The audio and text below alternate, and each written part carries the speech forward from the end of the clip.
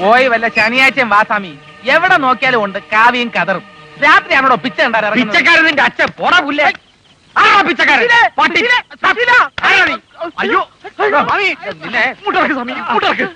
എന്താണ് കാര്യം പറഞ്ഞപ്പോ മർമ്മത്തേറി പിടിക്കുന്നോ? ഇയാൾ സാമിയോ ആസാമിയോ? മർമാണി. സുശീല, ഏതായി മർക്കടം വിവരദോഷി? ബലാ കുളിച്ചാതി. അക്ഷരം വേണ്ടി പോരുത്. സ്വാമി ആരാണെന്ന് നിനക്കറിയാവോ? അപൂർവ സിദ്ധികളുള്ള ഒരു അത്ഭുത പ്രതിമയാണ്. പ്രതിമയാ അല്ല പ്രതിമ. കാലവിട. അതിന് വേറെ ആളെ നോക്കിയാ കാലവിഴൻ. എന്റെ മർമ്മ കണ്ടില്ലല്ലോ. നിനക്ക് എവിടെ നിന്നാ ബാക്കിയുള്ളവർക്കാർക്കും ഇല്ലാത്ത പോലെ ശരീരം മുഴുവൻ മർമ്മമുണ്ട്. വരുന്നു സ്വാമി. പോയി ഗ്ലാസ് വെള്ളം എടുത്തോടാ. മിലിറ്ററിയാ. എവിടെ നിന്ന് ഒപ്പിച്ചാവോ? ഒരു പട്ടാളക്കാരൻ കൈ നോക്കാൻ വന്നു. എങ്ങനെയുണ്ട്? താമസിയാതെ വെടി തീരും. എനിക്ക് മനസ്സിലായില്ലായിരുന്നു. ആളറിയാതെ, ആളിന്റെ മഹത്വം അറിയാതെ ഞാൻ പറഞ്ഞു പോയ തെറ്റിന് മാപ്പ്. സുശീലം പറഞ്ഞപ്പോഴേ അങ്ങയെ കുറിച്ചും അങ്ങയുടെ സിദ്ധികളെ കുറിച്ചും എനിക്ക് മനസ്സിലായത്. സ്വാമി, അറിവില്ലായ്മയിൽ നിന്നും വെളിവില്ലായ്മയിൽ നിന്നുമാണ് തെറ്റുകൾ ഉണ്ടാകുന്നത്. അത് പൊറുക്കാൻ കഴിയാത്തവൻ അതിലും വലിയ തെറ്റാണ് ചെയ്യുന്നത്. നിന്റെ തെറ്റുകൾ നാം ക്ഷമിച്ചിരിക്കുന്നു. ഈ ഗ്ലാസ് അടുക്കളയിൽ കൊണ്ടുവയ്ക്ക്, ഇല്ലേ തട്ടി വീണ് പൊട്ടും. സ്വാമി, ഓടാ, പോയി കുറിക്കാൻ എന്തെങ്കിലും കൊണ്ടുപോടാ. ഓടാ, സ്വാമി പറയുന്ന പോലെ കേൾക്ക്. പോ സ്വാമി, പോയി കുറിക്കാൻ എന്തെങ്കിലും കൊണ്ടുപോടാ. പെറുക്കി ഓടാ. പോപ്പാ. ചിയേഴ്സ്. ചിയേഴ്സ്. ഇനി ബാ മോനെ.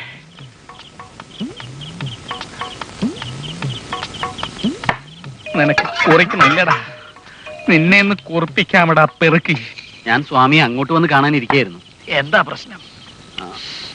സ്വന്തമായി ഒരു കമ്പനി നടത്തുന്ന ഒരു ഇടത്തരക്കാരൻ മുതലാളി എങ്ങനെയെങ്കിലും ഈ കമ്പനി പൂട്ടിക്കാൻ വേണ്ടി അന്യായമായ ഓരോ ഡിമാൻഡുകൾ ഉന്നയിച്ച് അവിടുത്തെ തൊഴിലാളികളെ സമരത്തിനിറക്കിയിരിക്കുന്ന ഒരു തൊഴിലാളി നേതാവ്. ഇതൊരു സിനിമയുടെ കഥയാണല്ലോ. ഏത് സിനിമയുടെ? Blunder Daniel. സ്വാമി, ഇത് സിനിമയൊന്നുമല്ല, ഞാൻ സീരിയസ് ആയിട്ട് പറയാ. ഓ, സീരിയലാണല്ലേ, പറയൂ. നാട്ടിലെ ചില പ്രമാണികളുടെ പിൻബലത്തിലാണ് ഈ തൊഴിലാളി നേതാവ് കിടന്ന് വിലസുന്നത്. ഗതികെട്ട ഈ മുതലാളിയെ രക്ഷിക്കാൻ എന്തെങ്കിലും ഒരു മാർഗം സ്വാമിയുടെ ദിവ്യദൃഷ്ടിയിൽ തെളിഞ്ഞു കാണുന്നുണ്ടോ? ഒന്നുകൂടെ ഒഴികെ.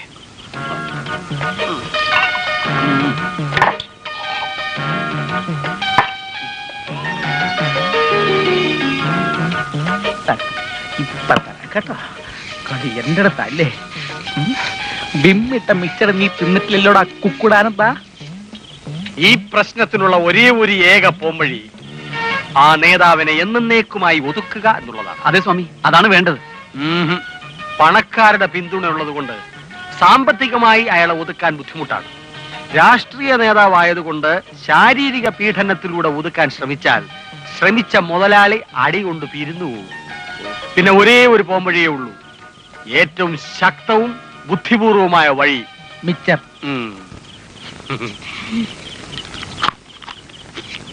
വഴി എന്താണെന്ന് പറഞ്ഞില്ല. ആർത്തി പാടില്ല, പറയാം. ഈ തൊഴിലാളി നേതാവിനെ തന്നെ കമ്പനി ഏൽപ്പിച്ചിട്ട് അതിന്റെ ഉടമസ്ഥനോട് ഈ നാട്ടിൽ നിന്ന് എന്നേക്കുമായി മുങ്ങാൻ പറയാം. ഒരു മാസത്തിനകം തൊഴിലാളി നേതാവ് മുതലാളി എവിടെ ഉണ്ടെങ്കിലും തപ്പിപ്പിടിച്ച് ഈ കമ്പനി തിരികെ ഏൽപ്പിക്കും. എങ്ങനുണ്ട് അനിയ സുശീല? ഈ പെണ്ണും കമ്പനി ഒരുപോലെയാ. വേറൊരാളുടെ കയ്യിലിരിക്കുമ്പോൾ നമുക്ക് സ്വന്തമാക്കാൻ തോന്നും. കൈ കിട്ടിയ വല്ലവന്റെ തലയെ കെട്ടി വെക്കാൻ തോന്നും. ഉണ്ടവന് പാ കിട്ടാഞ്ഞിട്ട്, ഉണ്ണാത്തവന് ഇല കിട്ടാഞ്ഞിട്ട്, അത്രയേ ഉള്ളൂ. ഇല്ലാതെ പൊരിൽ മീതി എല്ലാവർക്കും ആശി വരും. ഇക്കരയ്ക്ക് എന്താ സ്വാമി? എനിക്ക് ഉടനെ ഒരു ഭജനയ്ക്ക് പോണം. സ്വാമി, സ്വാമിയുടെ എന്താടാ ഈ മണ്ടത്തരം പറഞ്ഞു തരാനാണോ സ്വാമി ഇങ്ങോട്ട് എഴുന്നള്ളിയത്? ഇത് ഞാൻ പറഞ്ഞു തരില്ലായിരുന്നോ? അതല്ലടാ, അയാൾ പറഞ്ഞ മണ്ടത്തരത്തിലും ഒരു ചെറിയ ബുദ്ധി ഒളിഞ്ഞു കിടപ്പുണ്ട്. മനസ്സിലായില്ല. എന്നേക്കുമായി അല്ലാതെ കുറച്ചു നാളത്തേക്ക് നമ്മൾ ഐവാച്ചൻ ഇവിടെ നിന്നൊന്നും മാറ്റി നിർത്തുന്നു. അതുകൊണ്ട് മാത്രം കാര്യമായില്ല. ഐഡിയ, കുറച്ച് ദിവസത്തേക്ക് നമ്മൾ ഐവാച്ചനെ ഒളിവിൽ താമസിപ്പിച്ചാലോ? എന്നിട്ട് ഐവാച്ചനെ കാണാനില്ല എന്ന് പറഞ്ഞൊരു പരസ്യം നമ്മൾ പത്രത്തിൽ കൊടുക്കുന്നു. ഐവാച്ചനെ തട്ടിക്കൊണ്ടുപോയത് ലോലനാണെന്ന് ഒരു പ്രചരണവും നമ്മൾ അയച്ചുവിടുന്നു. എങ്ങനെയുണ്ടോ? പ്രചരണത്തോടൊപ്പം പോലീസ് സ്റ്റേഷനിൽ ഒരു പരാതി. വകുപ്പ് ക്രിമിനലാവും. തൊഴിലാളികൾ ലോലനെതിരായി തിരിയുമ്പോൾ ലോലൻ സമരം പിൻവലിക്കാൻ നിർബന്ധിതനായി തീരും. അങ്ങനെ ഐവാച്ചനെ കുടുംബത്തോടെ തട്ടിക്കളയുമെന്ന ലോലന്റെ ഭീഷണി നമ്മൾ അയാൾക്കെതിരായി തന്നെ ഉപയോഗിക്കും. ഈ കേസോടുകൂടി ഞാനൊരു കേറ്റം കേറുകടാ. എന്താടാ എനിക്കും ഒരു ചെറിയ ഭജന നടത്തണം. ഭജനെ? സുശീല, മിച്ചറ് കഴിക്കല്ലേ? എന്താടാ? അതില് വിമ്മിട്ടിട്ടുണ്ട്.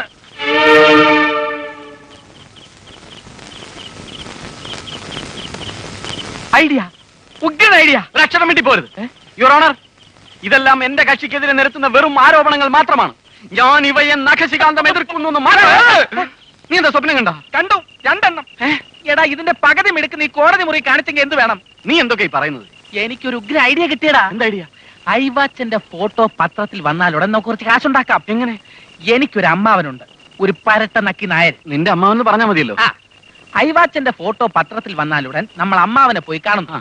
ഐവാച്ചൻ നമ്മുടെ കസ്റ്റഡിയിലുണ്ടെന്നും അയാളെ പിടിച്ചു കൊടുക്കുന്നവർക്ക് 10,000 രൂപ വീട്ടുകാർ കൊടുക്കാൻ നിശ്ചയിച്ചിരിക്കുകയാണെന്നും നമ്മൾ പറയുന്നു. 5,000 രൂപ അമ്മാവൻ നമുക്ക് തന്നാൽ നമ്മൾ അമ്മാവന്റെ കയ്യിൽ ഐവാച്ചനെ ഏൽപ്പിക്കുമെന്ന് പറയുമ്പോൾ അമ്മാവൻ വീഴുന്നു.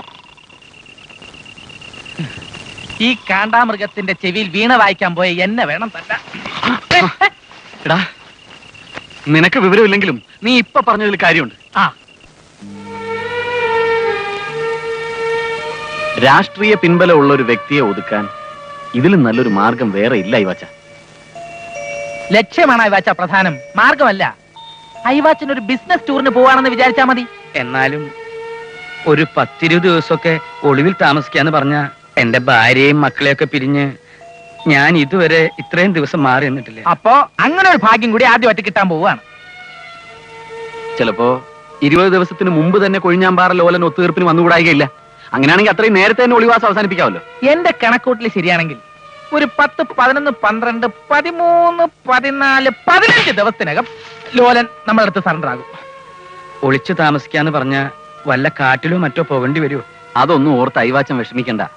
ഒരു പൊതുശത്രുവിനെ നേരിടാൻ ഈ യജ്ഞത്തിൽ ഐവാച്ചനോടൊപ്പം ഞങ്ങളും ഉണ്ടാവും. ഞങ്ങളുടെ ഫീസായ 10,000 രൂപയും ഒരല്പ ചങ്കുറപ്പും വേണ്ട, ഒരല്പ ചങ്കുറപ്പും ഉണ്ടെങ്കിൽ മാത്രം വന്നാൽ മതി. ഐവാച്ചന്റെ ആകെയുള്ള സമ്പാദ്യമായ വോട്ട് കമ്പനിയാണ് നഷ്ടപ്പെടാൻ പോകുന്നത്.